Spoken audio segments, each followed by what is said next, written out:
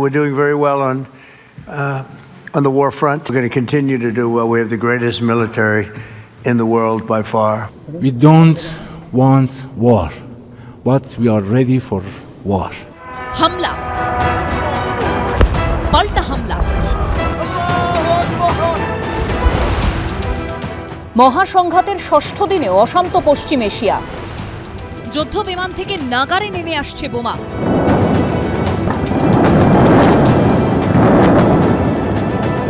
Missile আর ড্রোনের মুহুর্মুহু হামলায় গভীর রাতের নিস্তব্ধতা ভেঙে খান খান। একদিকে আমেরিকার অপারেশন এপিক ফিউরি আর ইসরায়েলের অপারেশন লায়ন্স বোর, আরেকদিকে ইরানের অপারেশন ট্রু প্রমিস। পশ্চিম এশিয়ার যুদ্ধের আঁচ পৌঁছে গেছে ভারতের দোরগোড়াতেও। ভারতের আমন্ত্রণে নৌবাহিনীর মহড়া দিয়ে বুধবার ভোরে বিশাখাপত্তনম থেকে ফিরছিল ইরানের যুদ্ধজাহাজ আইরিস দেনা। ভারত মহাসাগরে ইরানের যুদ্ধজাহাজকে ধ্বংস করে দেয় আমেরিকা। মৃত্যু হয় অসংখ্য নৌসেনার, প্রাণে বেঁচেছেন কেউ কেউ, তারা এখন হাসপাতালে।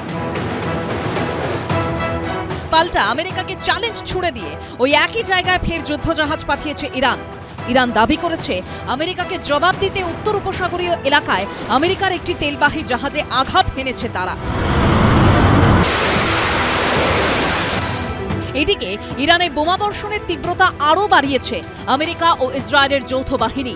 কিভাবে ইরানের একের পর এক সমর সম্ভার ধ্বংস করা হচ্ছে আমেরিকার প্রতিরক্ষা দপ্তরের তরফে তার নতুন ভিডিও প্রকাশ করা হয়েছে। এরই মধ্যে পরমাণু অস্ত্র বহনে সক্ষম ডুমসডে মিসাইল পরীক্ষা করেছে আমেরিকা। ইরানিয়ান রেভলিউশনারি গার্ডকে 31টা ইউনিটে ভাগ করে দেওয়া হয়েছে। তাতে একটা ইউনিট যেটা মেন সেন্ট্রাল কমান্ড শুনবে এবং বাকি 30টা ইউনিট কিন্তু প্রভিন্সিয়াল অর্ডার শুনবে।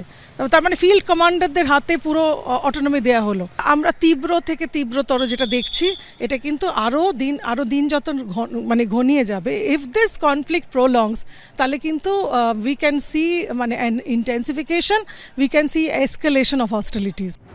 ইসরায়েল হামলার তীব্রতা বাড়াতেই প্রত্যাঘাতের মাত্রা বাড়িয়েছে ইরান। ইসরায়েলের দিকে লাগাতার মিসাইল ছুড়ে যাচ্ছে তারা। তেল আভিভের কিরিয়ায় ইরানের হামলায় বড় সড় ক্ষয়ক্ষতির খবর মিলেছে। বাহরিনে তেল সংশোধনাগারেও ব্যালিস্টিক মিসাইল ছুড়েছে ইরান।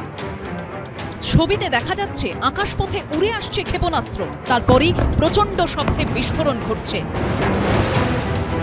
একাধিক জায়গায় দাউ দাউ করে আগুন জ্বলতেও দেখা গেছে।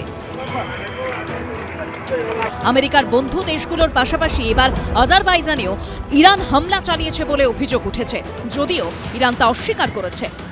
11টা কান্ট্রিকে মেরেছে ইরান, একজনকে না 11 জনকে। তার উপরে ওদের কাছে সাপোর্ট আছে হেজবুল্লাহ, হামাস আর হাউতি, এগুলো তো আছেই। তারা তো এখন ভিতর থেকে স্লিপিং এজেন্ট, চারিদিকে জেগে উঠেছে।